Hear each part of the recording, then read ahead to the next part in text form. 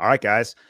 Tonight I have with us Jacob Winograd and Chase Oliver, the nominee for the Libertarian Party running for president as a libertarian. I'm really excited to talk to both of you guys tonight. It's a very awkward introduction because I'm not used to being the kind of host on this show, but I'm really excited to talk to both of you guys tonight.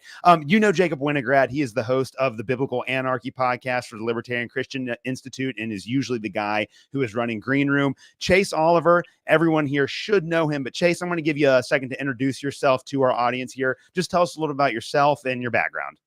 Yeah, 39-year-old, living in Atlanta, running for president, and I'm somebody who really believes in the power of the non-aggression principle. I've been a longtime activist, anti-war activist, pro-immigration activist, police accountability, criminal justice reform advocate, and now I've been running for president, formerly run for United States Senate in the state of Georgia, caused that lovely runoff in 2022 between Herschel Walker and Raphael Warnock, which made the duopoly pause and think about themselves for 4 weeks. And in doing so, kind of spurred the idea of me running for president. And here we are. And as of November 5th, I will have been running for office for 3 years straight, traveling across the country, across all 50 states, preaching the powerful message of liberty and rejecting the two-party system.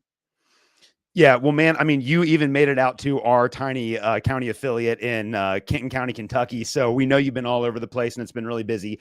I was first introduced to you in 2022 in your debate with Warnock. I have told a million people that they need to go and watch that because I thought you did such a great job of debating him, absolutely blew him away with your principles. But as you said before, running for the Libertarian Party is very exhausting and you don't get any of the media attention that the Republican or the Democratic candidate does. What made you want to become the Libertarian Party's presidential nominee? Well, after I caused the runoff in the Senate race, we got tons of attention and tons of spotlight put upon us. And one of the things that was not just spotlight from media, but it was also from the two-party system. I got calls from Rand Paul's office asking me to endorse Herschel Walker. I had prominent Democrats in Georgia saying, hey, if you endorse Senator Warnock, we already know the state Senate race we're going to run you in, and we'll make sure you get elected, Chase. You'll be an elected official if you just become a Democrat and endorse Senator Warnock. And I rejected both of those offers. I pushed back against that and endorsed the need to have more options in the race. And when I did that, a lot of libertarians started calling me. I mean, almost the day after, literally the day after, we started getting calls, and that kind of built up. And at first I was like, hey, I've been running for office for a year. I want to take a little time off, get back to like my normal sense of life. But when enough people call, you say, let's explore it. And so I did the process of an exploratory committee. And so from about the end of December through April, we traveled across the country speaking with libertarians at local affiliate meetings, county meetings, these kinds of meetups. And what I heard was a really good response of the idea of me running for president. And from there on, we formed a formal campaign. We ran full steam ahead. We made sure we traveled to all 50 states because we thought it was important to contrast this campaign, the Libertarian campaign, with that of Biden and Trump, who are only going to focus on a few swing states and who frankly don't have the energy or vigor to travel to all 50 states. And so, and we ran a very positive campaign.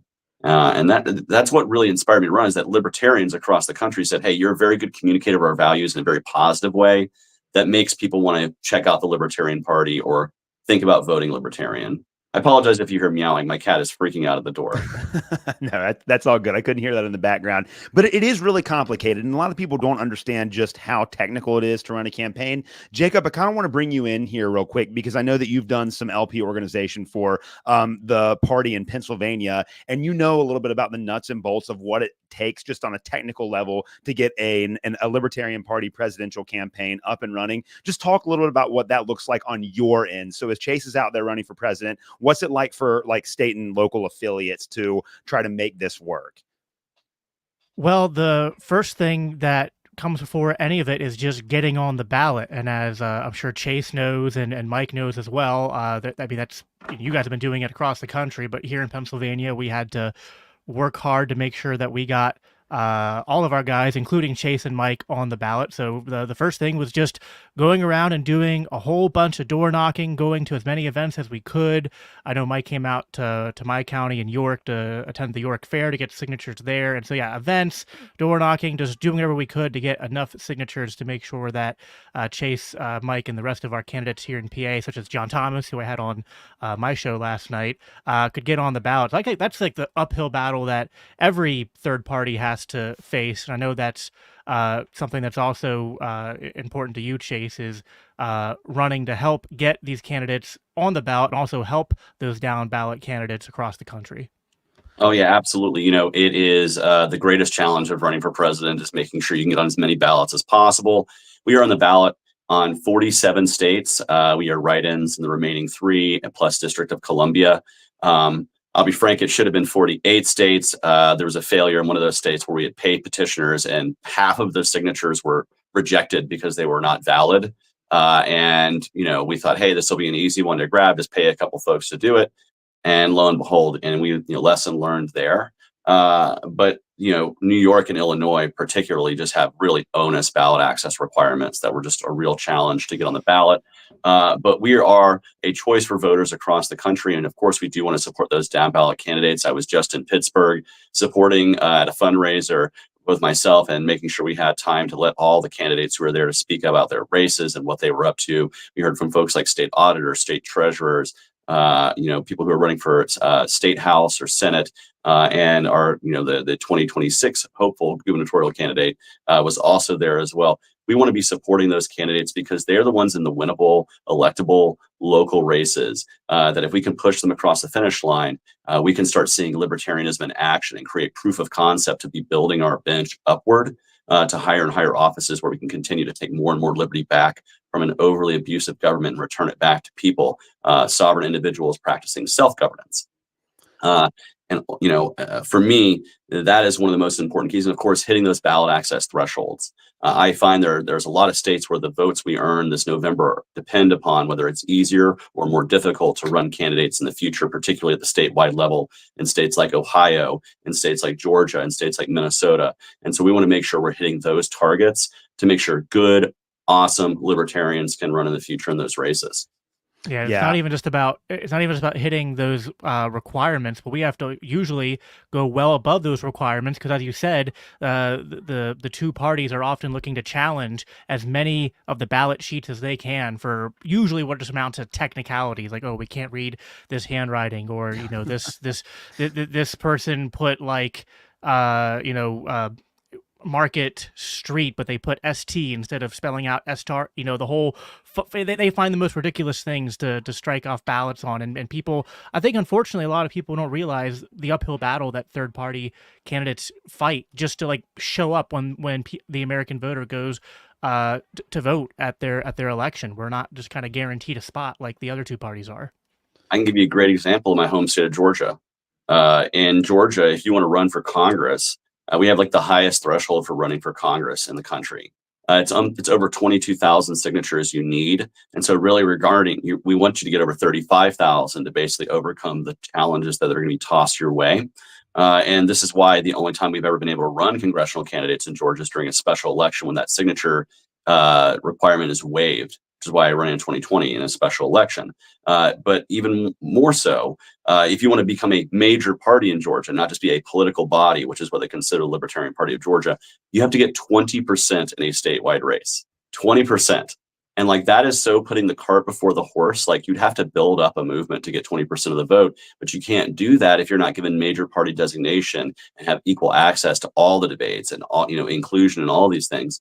And so it's really government putting impediments in the way of building a challenge to duopoly, which is why we get less and less quality out of the two-party system, because they know they don't even have to provide you good candidates anymore. They can just put up whoever they want. And they've basically safely carved out 90% of the country to either be safe red or safe blue. And so for most Americans, they don't really have the illusion of choice anymore. Yeah, I agree. And I try to explain this to all of my friends that are not libertarians. Every single presidential election in the country is rigged, not by Russia, but by the Republicans and the Democrats against any sort of third party opposition. So whether it's you or Jill Stein or anyone that's trying to give an alternative voice to the Republicans and the Democrats, you're fighting an uphill battle. Given those challenges, how do you feel like your campaign's going? How do you feel like over the last couple of months, as we get closer and closer to election day, your campaign has been moving? Well, I think in the beginning of this campaign cycle, there was a real challenge for anyone alternative to the Republicans and Democrats in the name of RFK. He was taking up a lot of the oxygen of the movement outside the two-party system. But I will say this, as he has moved to endorse Donald Trump, we have seen lots of movement towards our campaign in terms of fundraising. We just had an amazing fundraising weekend because folks wanted to hear an alternative, and now they're starting to really tune into the campaign. And I've met voters along the trail who have said, hey, I was for RFK at the very beginning because I thought, hey, he's Kennedy, he's got a big name, he's the most viable. And then as soon as he dumped for Trump, they were like, hey, we can't roll with this anymore. We came to challenge the two-party system. And I think what we're seeing is a lot of, while we're not maybe getting as much mainstream, obviously, news and attention as the major parties, as the Republicans and Democrats, we are certainly getting a lot of local news attention, and we are hitting the mainstream outlets. Just of course, we're not getting covered as much as them. But what I think we are doing is we're starting to break through into the mainstream a little bit. And I can say I was in Springfield, Ohio, obviously a huge campaign, a hot spot right now because of what Trump said at the debate. But even at the church I was at on Sunday, a guy came up to me after the service. I'm just talking to folks and just trying to hear from them about their experiences. And he comes up, he's like, hey, man, I told my wife I thought I might be crazy that was Chase Oliver over there in that pew. And the fact that regular folks in the street are starting to recognize you, the regular guy at church or people at the state fair in Minnesota, I'm just walking around grabbing a corn dog and people are like, oh my gosh, you're Chase Oliver. You're that guy running for president. That tells me that we are starting to break through into the mainstream voter. And maybe not as much as we would like, obviously. We would like to be on everyone's lips. We would like to be the talk of the town everywhere. But we're starting to break through with a lot of voters who are really dissatisfied. And I'll tell you, the majority of them are millennials and Gen Zers. And I think that's a good thing for the Libertarian Party going forward. We need to figure out how to capture as much of those two generations as possible, because in 10 years, that's the plurality of voters. That's the majority of voters, vast majority. And so we want to see, what we can do to continue to build moving forward. And my campaign ends in November, but I'm not going to stop helping build the Libertarian Party ever. I'm a lifetime member, and we're going to see what we can do to continue to build moving forward, especially with younger audiences. I am curious, Chase, what is there, you think that the early voting that a lot of states have implemented is going to have an impact on your campaign? Someone in the comments just actually said that they voted for you today in Illinois. Is that something you think is a potential benefit to third-party candidates and to your campaign? Well, I think the voters really start paying attention after Labor Day, which is coincidentally right when RFK dropped out. We started getting a lot of renewed interest. I do think early voting can be advantageous if you're advertising yourself out to those likely early voters, which at this point, the most likely early voters, I believe, are those who are younger, particularly women. And we are trying to make sure we gear our messaging. One of the big things about running a presidential campaign is you have to figure out how to market our principles, market ideas to as many people as possible. And we're certainly trying to hit those early voters. I'm going to be early voting in my home state of Georgia to try to push the idea that you can go ahead and get out and vote Libertarian today, and the ease of early voting. You don't have to wait in line. And so I do encourage folks who want to get out and vote, do it as soon as you can. And thank you for that vote in Illinois. You had to write my name in, but of course, Chase Oliver is a pretty easy name to spell. So thank you very much. Well, I want to talk about some of the specifics of your campaign. So I basically want to break up the rest of our conversation into two different halves. I want to talk a little bit about the conflict within the Libertarian Party and give you a chance to respond to some of that. And then I want to talk to you about some of your policy positions, especially the ones that I know you're very passionate on, like war and the debt. So basically, for those people that are listening that don't understand intra-Libertarian Party politics, and I'm treading water here. Jacob understands this a lot better than I do. Chase, I know you understand this a lot better than I do. There are a lot of people within the Libertarian Party that were dissatisfied with your campaign. Now, from the outside looking in, my involvement with the Libertarian Party is I love my county affiliate and I love going and drinking whiskey with them and talking about politics. And that's essentially the depth of my involvement in the LP. I'm going to vote for you in Kentucky. There's no way around that. But I know that like Jacob Winograd kind of represents in some ways some of the, I guess, more right-leaning or Mises Caucus oriented people within the Libertarian Party. And we want to talk to you about some of those concerns so that you had a chance to explain where you come down on these issues that are very controversial for libertarians that are having reservations about your campaign. I think just from looking at what's going on Twitter, there have been a lot of very unfair criticisms of the things that you have said in the past, Chase. And I want to just give you the opportunity to talk about that with Jacob here. And Jacob understands those a lot better than me, which is why I'm kind of the middle term here. The first thing, I think the biggest one for a lot of people, not for me personally, but for some other people, are just the comments that you've made in the past about giving gender or hormone therapy to children and things like that. I want you to just explain your position on that to us. I mean, this isn't even central to the race. And again, I think that this is, in terms of like, if you look at the military industrial complex and the debt, this is almost a side issue in a lot of ways. But I do think that there are a lot of libertarians that have reservations about that. And I just wanted to give you a chance to clear the air and explain your position on that issue. Yeah, ultimately, I support the freedom of individuals to raise their families as they see fit and make the decisions they want to. And once you're an adult, you make the decisions you want to make. I've always been, first and foremost, an advocate to say that surgery is something that should wait till you're an adult because it's a permanent body altering thing. But what we've seen is in some instances for minors, they get access to hormone therapies or puberty blockers. And these are in accordance with a doctor, mental health professionals, parents. These are the people that I want making those decisions in those very rare instances. That's not most children. That's not even most kids who are questioning their gender who are going to that level of care. But when it does, I do believe that we should leave that in the realm of parents who have unconditional love for their kids, who are going to be the best advocate for their kids, doctors who swear to do no harm, who should be hopefully someone you as a parent can trust because you've had a relationship with that doctor since the time you've been going to them or the time you've had children and their children have been their patients, and mental health professionals who can best navigate the waters of things like gender dysphoria and other things. I don't want to put that in the hands of bureaucrats. I don't want to put that in the hands of government. And I also don't want to see outright bans on medical treatment that some doctors, most doctors, have approved of. There are some doctors who don't. And if you're a parent and that is the doctor you have decided to seek care from, that is your right as a parent. But I also think we shouldn't be limiting this thing because it's about medical freedom at the end of the day. And when you give government an inch, they can take a mile. And if we want to be consistent as libertarians, we have to say we're going to trust parents to be the best decision makers about their kids' upbringing and about their kids' health in conjunction with other people who parents bring in who are trusted by the parents. And try to keep government out as much as possible. I also include this in things like education freedom.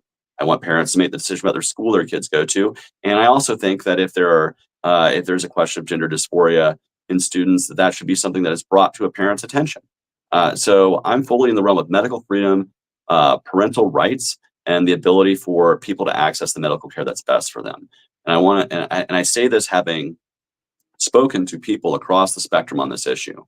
I've traveled across all 50 states. I've spoken to both people who are vehemently opposed to this kind of medical intervention, and I've also spoken to people who have received that medical intervention, parents of trans young people. And what I want to err on the side of is freedom, and recognizing that there's nothing that's going to be perfect in this world. And now I also want to, say that I'm not a doctor. I'm not a medical professional. I'm not a mental health professional. I'm a candidate for president of the United States, and I have to be talking about what public policy is. What I would do personally as a parent might be very different than what Jacob or you would do as a parent. But what I want to leave it in is the decision making is made by the parent in conjunction with what they view as best for their child. And I also recognize the arguments that there is a potential danger and side effects to these drugs. There's potential danger and side effects to all drugs. This is why we are consulting medical professionals. But I will say, for those who instantly say, well, if you instantly go on puberty blocker, that's going to sterilize somebody. The truth is puberty blockers was a drug that was developed for young girls going through precocious puberty, girls going through puberty at the ages of 7 or 8 years old. And these drugs were prescribed to those young girls to make sure that they could have the appropriate time to go through pre-adolescence before going into puberty. And by and large, most of the time, that drug is reversible. Once they get to an appropriate age, they're taken off the drug. This is why that drug was approved in the first place. And that was its original use. And so I do want to say, while there are side effects, and you should know those side effects as a parent, you should be, informed and be transparent with your doctor. I don't want to keep the government involved in that decision making. If that makes sense. Yeah. Jacob, since you have been really involved with the Mises Caucus and you've kind of heard some of these criticisms, what are your thoughts on that? Yeah, so I can appreciate the nuance of what Chase is getting at. I mean, I think Chase is more of the minarchist flavor of libertarian, whereas I'm more on the ANCAP side. So for me, this issue is complicated because my ultimate preference is not just to get government out of healthcare. It's just like I don't think that the government should even exist and everything should be privatized. So there's a sense in which my position wouldn't be that different than Chase's. But I think there's a couple distinctions and concerns that come up in this conversation, which I even heard Chase sort of allude to and at least acknowledge. But I guess I'll kind of flesh those out a little bit more. So I think one, as a parent myself, and I have 5 kids. I understand how impressionable young children are, especially like, when you're a parent, you have a very grave responsibility in what you expose your child to, because they are sort of like mirrors, right? Like they sort of reflect and copy and latch onto everything, good or bad. Trust me, you will figure out so much about yourself and your own character flaws and your own limitations by having kids, because anything you don't like about yourself, they're going to pick that up pretty quickly and mimic it back to you. And you go, oh, I don't like that. I guess I got to look in the mirror a little bit more. So because of this, because I know that children are highly impressionable, I am sometimes concerned about the ways in which certain topics and things that I think are kind of part of an ideology that's sort of believed in and shared by many people in our country are being presented to kids in contexts that I don't think are appropriate. I think trying to talk to 5-year-olds, even 10-year-olds, about sex and gender identity and things like that can be really hard to do.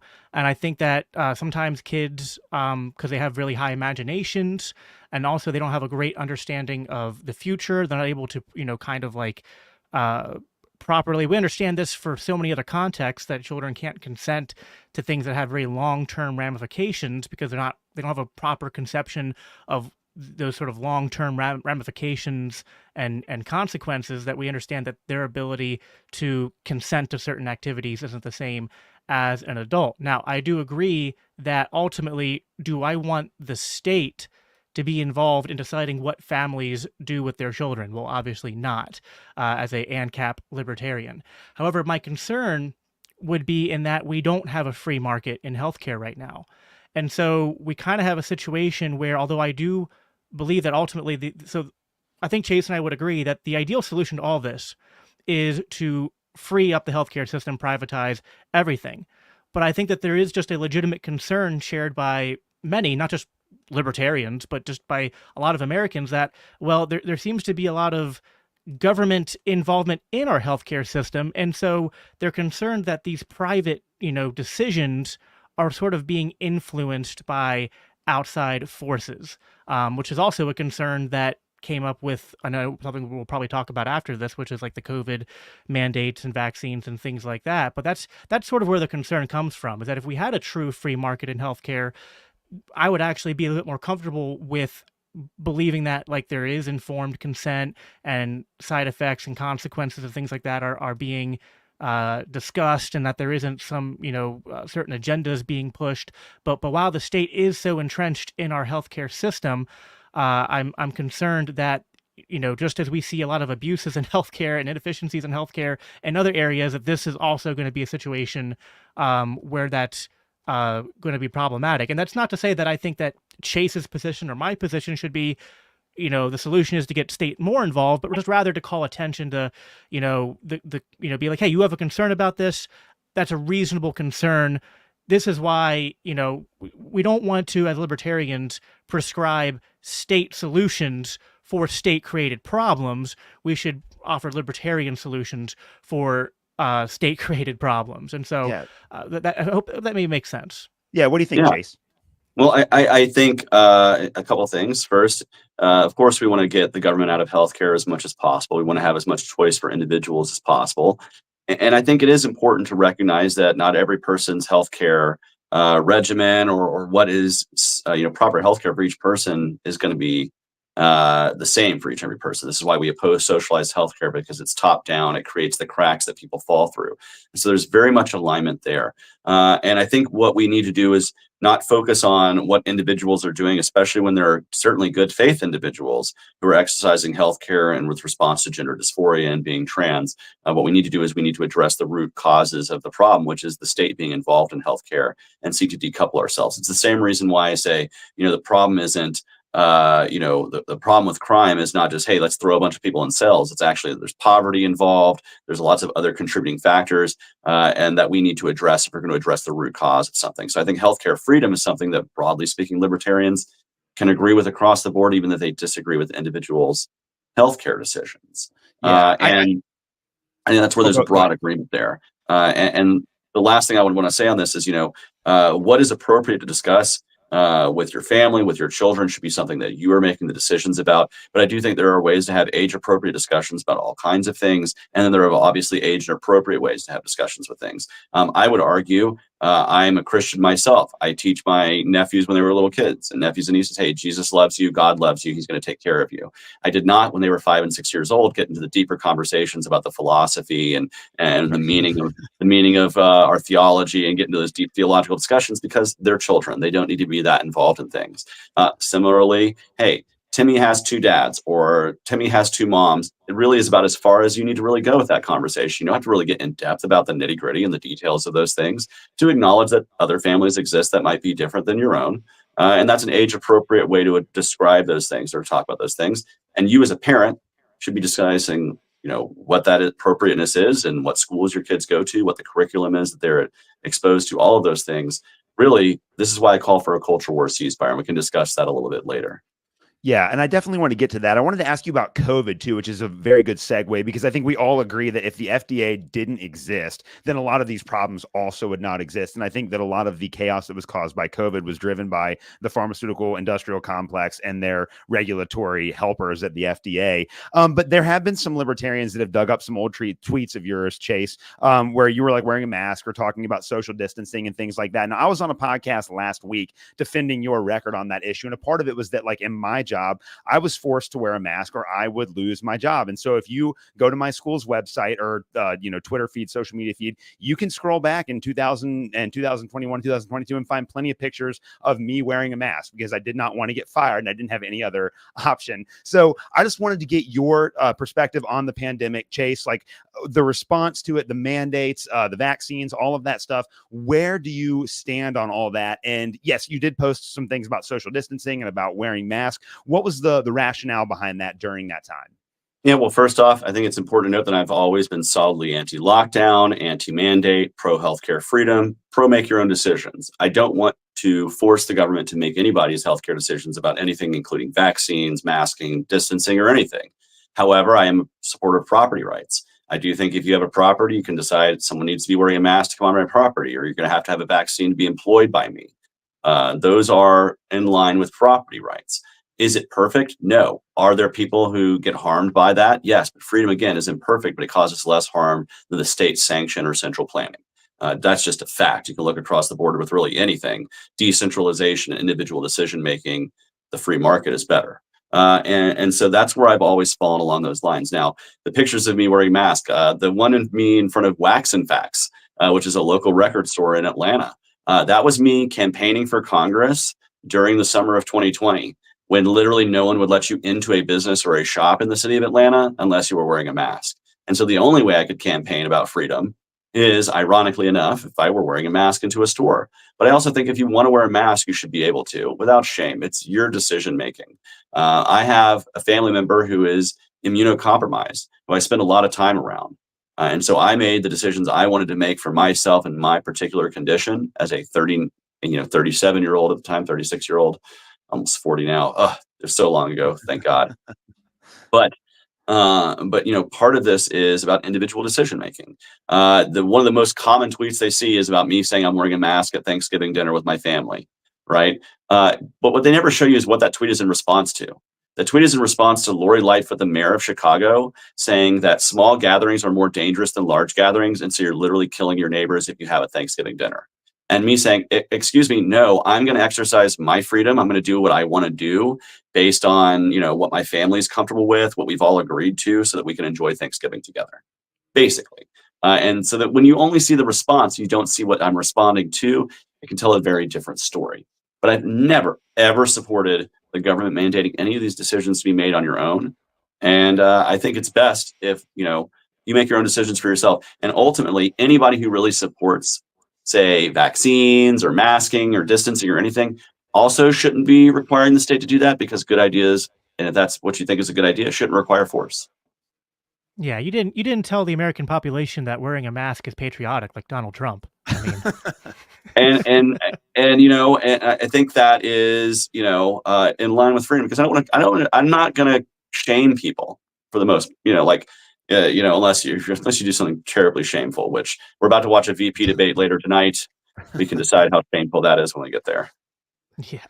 Yeah, no, I completely agree with that. I think the other concern, and this is the one, maybe I'll have you come in on this one first, Jacob, but you have in the past posted some criticisms about Ron Paul and Lou Rockwell. And I know for me personally, and for Jacob as well, like, I'm a big Mises Institute guy. I love Murray Rothbard. I love Ludwig von Mises. I love Friedrich Hayek. And it kind of feels like with some of those comments, that was maybe a criticism of that wing of the Libertarian Party, or not of the Libertarian Party, but that wing of the libertarian movement and that type of libertarian philosophy. And so, Jacob, I wanted maybe to let you open this up here, since I know that you've seen this from the inside.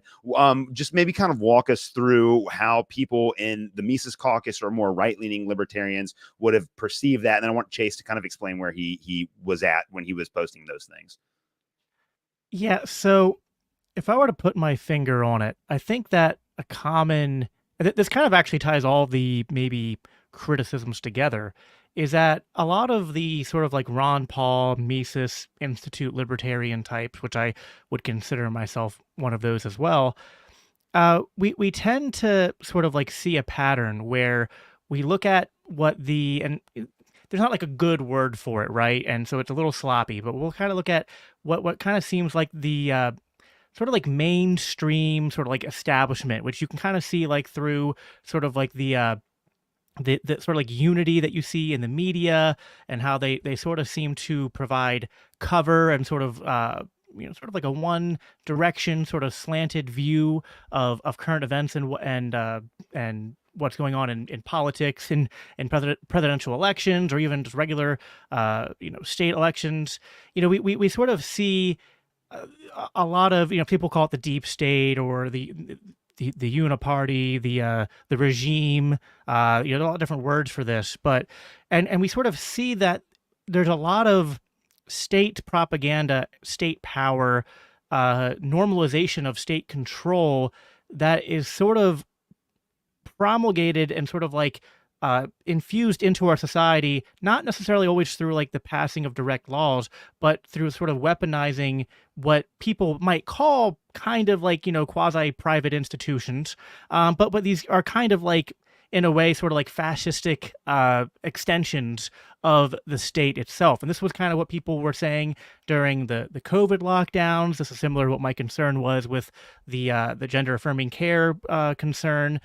And I think that's part of the issue, is that the Ron Paul libertarian is sometimes calling out things that other libertarians might say, like, well, this is just a private entity, it's a private business, we shouldn't be criticizing what they do. If they have if they're in March of 2020 or November of 2020, a private business wants to say everyone needs to wear a mask, some of the libertarians are like, well, we're going to defend their right to do that. Whereas the Ron Paul libertarian might say, okay, well, maybe they have, like, in a really technical sense, the right to do that. But we should also be critical of that, because they're either the victim of sort of state propaganda, which is why they're doing that, or they're perhaps like gleefully becoming part of sort of the apparatus, sort of like an extension of the state's influence in society, sort of giving the state more power than it might have on paper to enforce certain norms. And we see this through many examples, through education, through the media, and I would say that's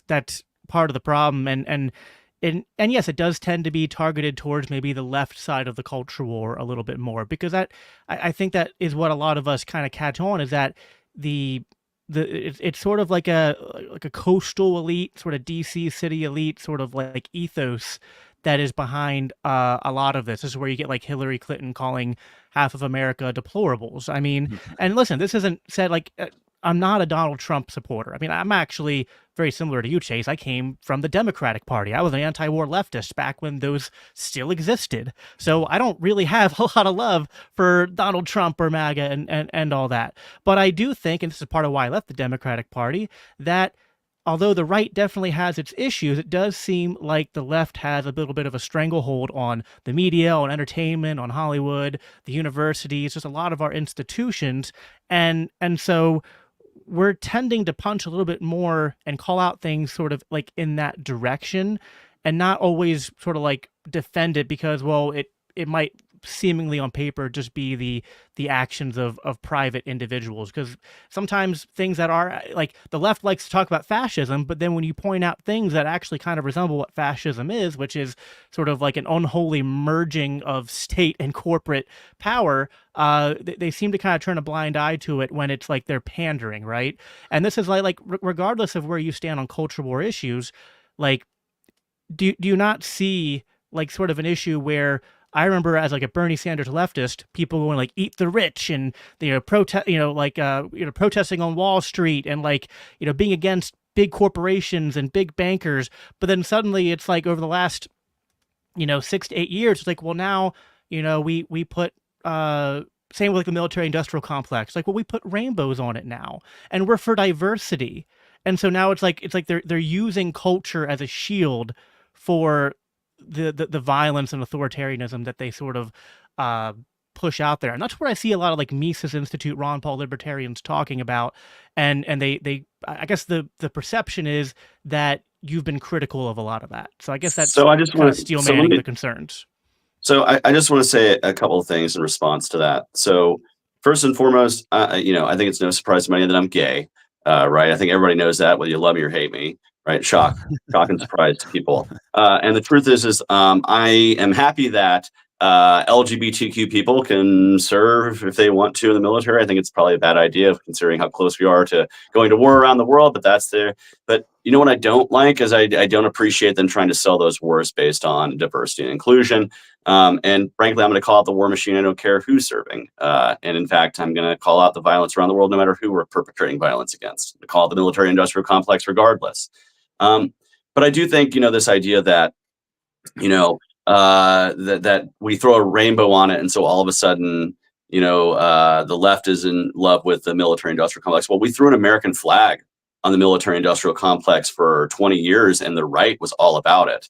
And yes, there were people who were calling that out, but many of these people right now who are calling me a leftist were just as they were clapping right along with, the American flag and Toby Keith for years during the beginning of the war on terror. And so for people to question my anti-war bona fides because I may come from the left, it just makes me laugh every time because I'm going to call out the wars regardless. But when we see these, I also think that we can't go around thinking that every single person is being guided by just because the government is saying something is a bad idea or a good idea.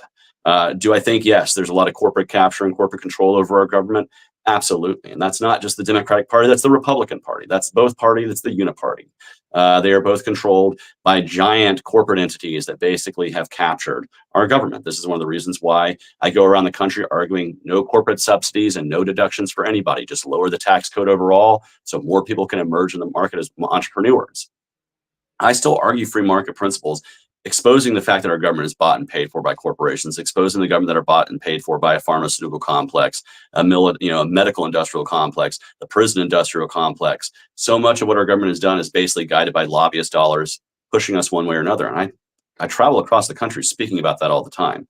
But what I don't do is I won't attack, a mom and pop shop owner for saying, hey, wear a mask if you want to come in my business. Like, I just find that to be reductive because you're not going to get somebody on their side if you're calling them a dupe. And I think it's better just to say, hey, make your own decisions. It's a decision I don't make, but I would really like to talk to you about freedom. And you bring them in that way. You have to bring people in with positivity. And I can say that's the best way, I think, to grow a movement.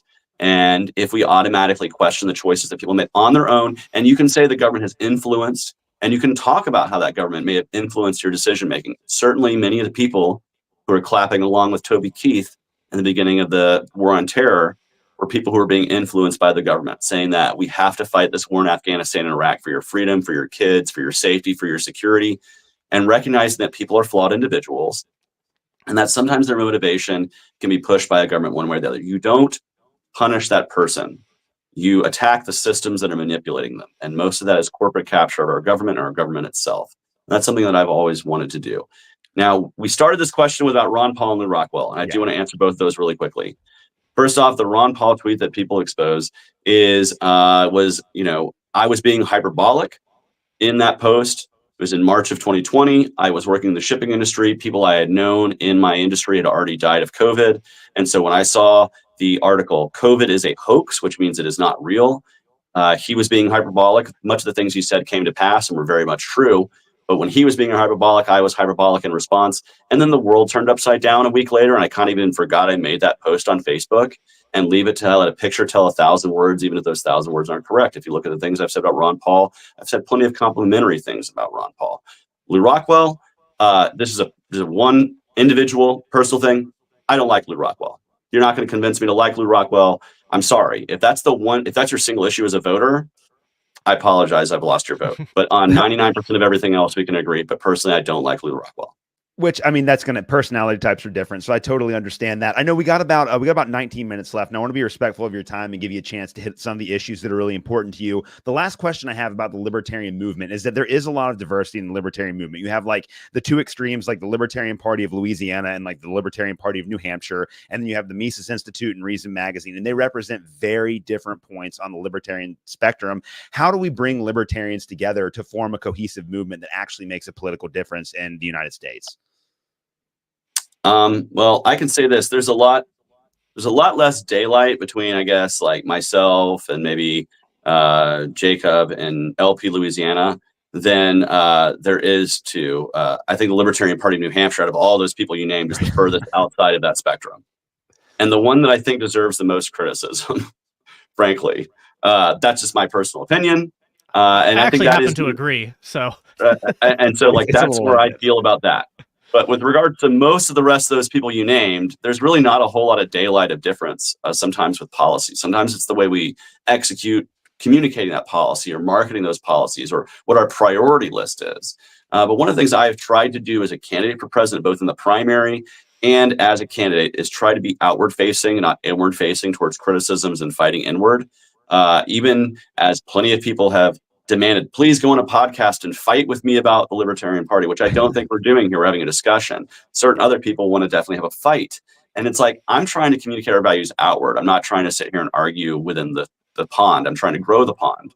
And so I think it's more valuable to have these kinds of discussions that we're having. But, for me, I think there is room for a broad tent in the Libertarian Party. There's room for broad spectrum. One of the most important things I think about libertarianism is that it allows those differences of values. You can be a very conservative person personally. You can be a very progressive person or a very out of the box, just really outside the norm person. Meet some of the people who come to our convention. Like, let's be real, right? But you can do that so long as you're not requesting that the state push your values upon other people. That is the essential thing that guides us all together, is that we don't want the state to be involved, that we believe in the free market of ideas. We believe in a true free market of, hey, you live as you want to live, I'll live as I want to live. And if we're not hurting each other, violating each other's liberty, we're going to have to just understand that we're going to live in a world with different people in it. Because if you only want to live in a world with people just like yourself, you're going to have to kill a whole lot of people, right? Because there's just a whole lot of people that aren't like you. In fact, you're going to have to kill everyone but yourself, because everyone's different, right? We're all a group of individuals that can form communities and neighborhoods and associations and political parties and institutes and whatever you want to put the name of it, of people coming together. But at the end of the day, we're like 7 billion, 8 billion, whatever it is, individuals around the world living our lives. Yeah. Jacob, just final thoughts on that before we move into the issue here. Yeah, well, there's a lot there I agree with. I mean, for one, I think what would help is for libertarians of different persuasions or leanings to have conversations like this and to, learn to appreciate differences of opinion. I mean, I think that's a virtue of freedom, of libertarianism, of free markets, is that sort of like pluralistic idea that, like, you know, we can have conversations, do the comparing and contrasting of where we come from, and be able to unite on the things that we do agree on. Even though I have some disagreements with Chase and criticisms at time, I've also been very vocal in defending him and blasting some of his very good points, his good moments in debates and conversations he's been in. I have a Chase Oliver yard sign that I just got from my county chair that's in my front yard. So, you know, ultimately, I think that for us to be a big tent, we have to learn to sort of simultaneously work together on the things we agree on, but then also have, and the key here is good faith discussions about our disagreements. And I think Chase would probably agree that there has been too much on both sides, a willingness to immediately escalate to sort of like mudslinging and character attacks and sort of assuming the worst in people that they disagree with, instead of trying to find common ground and work together on the areas where we do agree. And I would have to also agree with one of Chase's points where he said that the best way that we can respond to people we disagree with is to, instead of alienating them or name calling them or anything like that, is to try to have a conversation with them. Because if you, even though I might have criticisms for like the small business owner who like, we're going to enforce mask mandates, I would agree with Chase that responding to those people by name calling them and smearing them and things like that is not a good way to move forward. Ultimately, if we want libertarianism to grow, we do kind of have to. I do think that our movement and the party has a bit of a culture problem, and both sides need to have honest conversations and honest attempts to look inward to address that culture problem. Because too many people I know actually agree with the ideas that we talk about, or at least 80-90% of the ideas we talk about, but they don't want to get involved because when they start tipping their toe into the Libertarian Party world, all they see is the vitriol and drama, and people just like, we're all busy, right? Like, I have 5 kids. The spare time I have is very limited, and I don't want to waste it on drama. So although I do want to have good faith conversations like this one where we can, you know, hash out certain disagreements, like, we have to do those conversations and then get to work on the stuff we do agree on. Yeah, well, I love that. And I know we're about to move on. I just want to shout out one last thing while we're talking inter-party stuff, just to go ahead and clear the air, because this is one of the things you hear in inter-party Twitter. There was some sort of backroom deal to make Mike Tremont Chase's running mate. I want to tell you exactly how that happened, okay? Let me just go through that process. Yeah, and I want to shout out Mike because he's about to go through the VP debate stuff and be live tweeting. But and he's a great running mate. He's a fantastic running mate. I knew going in there might be a position where I would have to make a deal on the floor to create a combined ticket, to create a unified ticket to win the nomination. Anybody who goes into a convention knows that this might be something that happens. Mike gets eliminated in round 5, I believe it was. We went through 7 rounds of voting. Mike eliminated round 5. I walk up to Mike and I say, "Hey, Mike, do you want to be my running mate? I think we can be a good team together." Dr. Rechtenwald's team made the same offer. He thought about it, and he chose me. That was literally the entire meeting. There was no back room. It was right there in front of everybody. That being said, Mike's been a fantastic running mate. He's an Austrian economist. He's somebody who's very much in line with very much of the economic beliefs. And frankly, he's a much more conservative person than I am, I would say personally. And I think he could be, and he's always attempted to be trying to unify this party around this ticket. I appreciate him for that. And I know he's going to do an awesome job live tweeting tonight. And then he's doing some media after the debate to respond to it. And let's all be real. I think all 3 of us could agree that it would be a better debate if he was on the stage. Yeah, no, I completely agree with that. Well, in the last couple of minutes that we have, I want to give you an opportunity to talk about the issues that are the most important to you. I think that your greatest quality as a presidential candidate when compared to Kamala Harris or Donald Trump is that you are not a war criminal like both of them are. And in fact, war is one really of the high bar there. Well, yeah, really high bar. But no, it's incredible that the majority of Americans are going to vote for a war criminal in 4 months. I think that says a lot about American civilization. But Chase, today, Iran responded to Israel and bombed some targets within Israel. I've looked at the news for 4 minutes today, so I don't know exactly what's going on with that right now. But we're obviously involved in a lot of proxy wars overseas. We've been fighting in the Middle East for longer than I or you or Jacob have been alive. What would you do to undo that? Well, I think first and foremost, if I were president, I'd be sending a clear signal to Netanyahu that you're not going to get the blank check of the United States to back you if you expand this war, which is what they've done into Lebanon, and now we've seen an escalation from Iran. We loudly and clearly need a president. I don't know if our current president can say anything loudly or clearly right now, but President Biden needs to loudly and clearly call for a ceasefire and signify to Israel that we're not going to be backing this expansion with Iran. We need to make a signal to Iran that if Iran directly threatens the United States, they are effed and they will be destroyed. That is the most important thing. If you attack us directly, that's a whole new ballgame. But if you're engaging yourself in this regional conflict, I have an advisor, and he says this all the time, the way these two communities talk to each other is by launching missiles at each other. And I think it's more important for us to recognize the victims here are the people of Israel, the people of Gaza, the people of Lebanon, the people of Iran, whose governments are bloodthirsty, whose governments communicate with one another by launching munitions at the innocent civilians in each other's country, and that both should be rejecting this. And what we are seeing from the Netanyahu government are actions that are making it less likely to see peace for the average Israeli. What we are seeing out of Hamas are actions that have made it less likely to be a safe and secure place for Gazans. And we're seeing the same out of Hezbollah and out of Iran. All of these people, the governments that represent them, are terrible. They're tyrannical, they're authoritarian, and they are deciding for their people that violence is the course to be taking. And we need to be rejecting this on all fronts. But certainly where we have been funding billions and billions and billions of dollars to the nation of Israel, we need to signify to them that they, alongside us, must be the first and loudest voice for a ceasefire, because we are the people who have the outsized influence based on the billions of dollars we send them. And we need to ultimately, as a foreign policy objective, reject military aid around the world completely. We need to quit exporting our values with the bomb, the bullet, and the drone, and re-engage in diplomacy, free trade, voluntary exchange, and quit trying to be the military arm, strong-arming the rest of the world.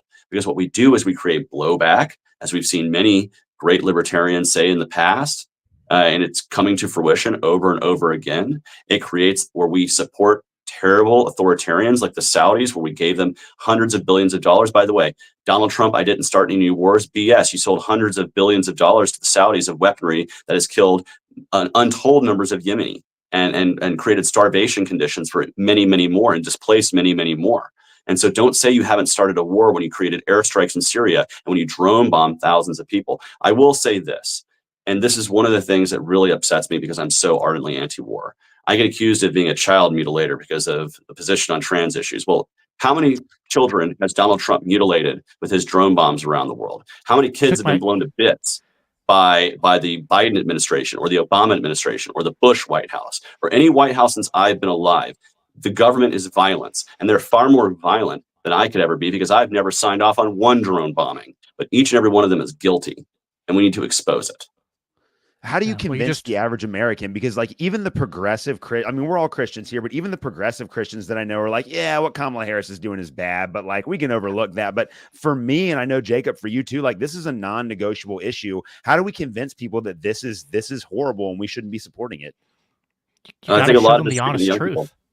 Yeah, I'll let you speak first, sir. I'm sorry. Oh, go ahead, Jacob. Well, no, first of all, I just want to say you stole my talking point because I was about to say that we do not give Republicans and I'm a conservative, but I will not give Republicans or conservatives an inch if they want to criticize you on the gender-affirming care for minors stuff. Because even though I disagree with you on that, you know what? Compared to the amount of dead children that are on the responsible that are the right wing has been responsible for the last 20 years, and the left wing too. But it all started with the reason I became a Democrat and anti-war was seeing what the right wing evangelical base did, urging George Bush on to go and basically slaughter a million people in Afghanistan and Iraq, continuing what they had started in the 80s and 90s. So no, like, if the right or anyone wants to stand on the, what about the children? It's like, no, you need to look at Donald Trump. You need to look at Obama. You need to look at Biden. You need to look at Harris. You need to look at all these war criminals, and you need to hold them to account and actually be anti-war before you start to criticize Chase for being like, oh, he doesn't protect children enough. It's like, please.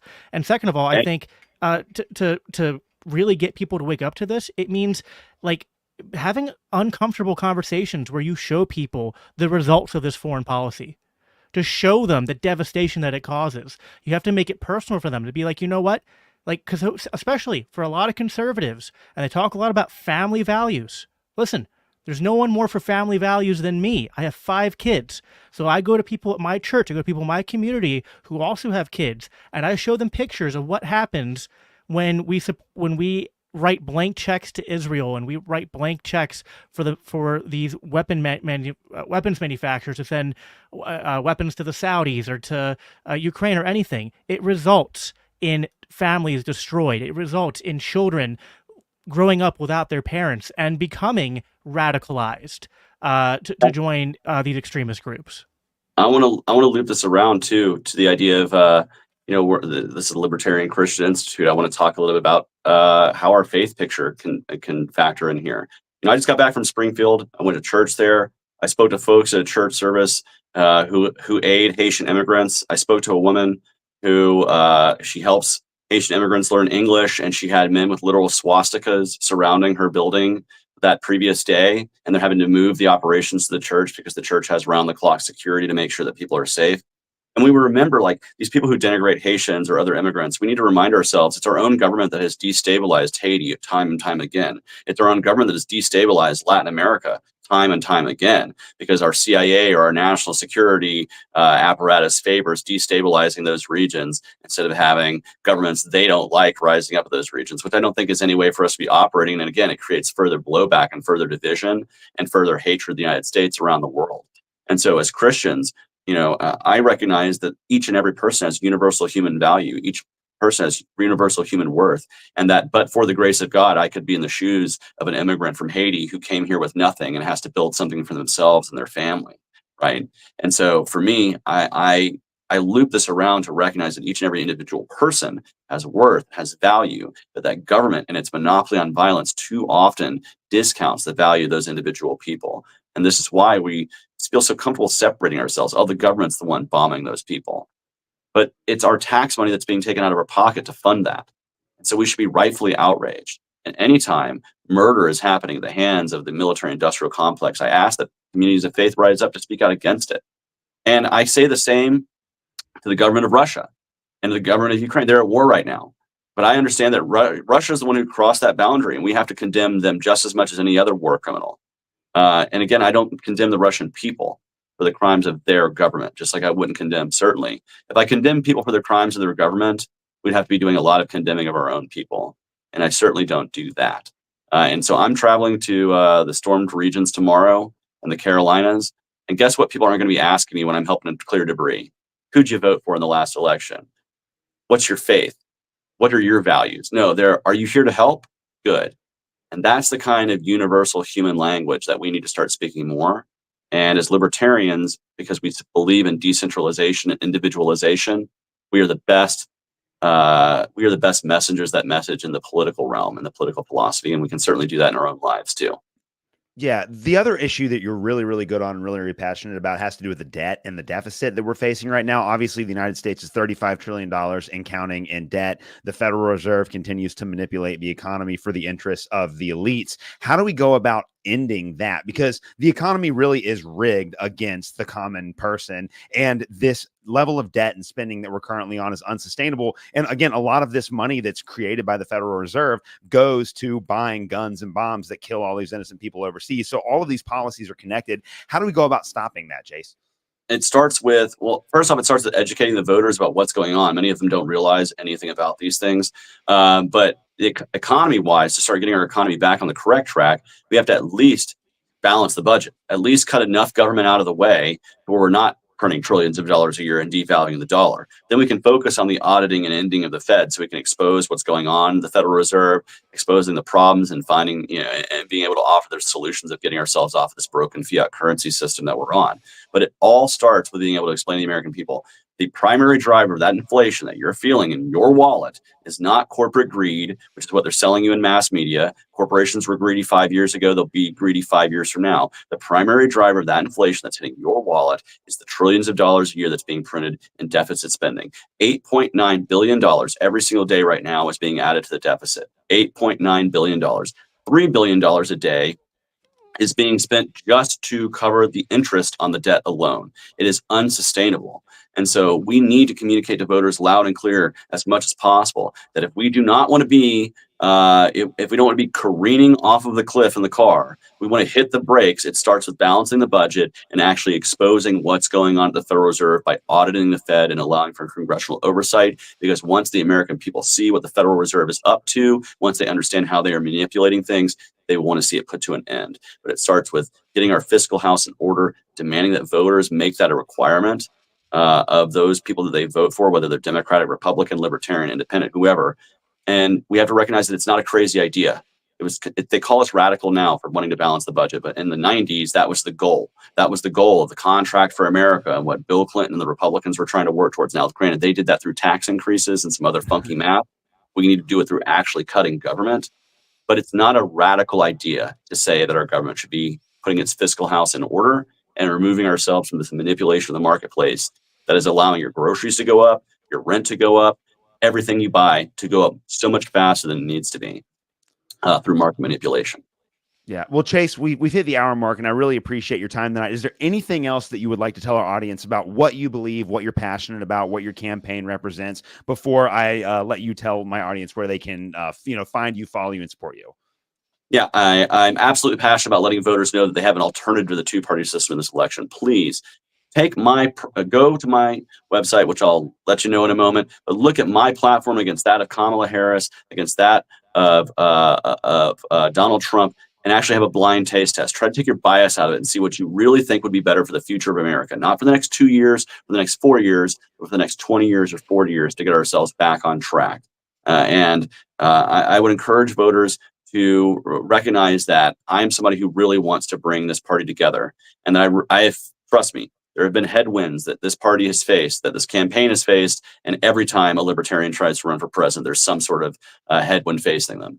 We will continue to plow ahead through the next 34 days until Election Day, and making sure that libertarians have a true alternative on the ballot. And the name is Chase Oliver and Mike Termott. And I encourage voters to get out and support us. And please, I'll plug myself now. I'll just go ahead and plug it. If you go to votechaseoliver.com right now, you can join our group of volunteers who are going to be doing that get out the vote effort and the final push before Election Day. You can be phone banking, text banking, door knocking, helping your neighbors know what's going on. Or if you're in a position to help support this campaign, please do, because we're going to be doing OTT advertising across the spectrum as early voting gets started. When you see YouTube videos and you see an ad, we're going to try to make sure it's a Chase Oliver ad. When you go to on Hulu, we're going to try to make sure if you're a likely libertarian voter, they're getting reminded to go vote Chase Oliver.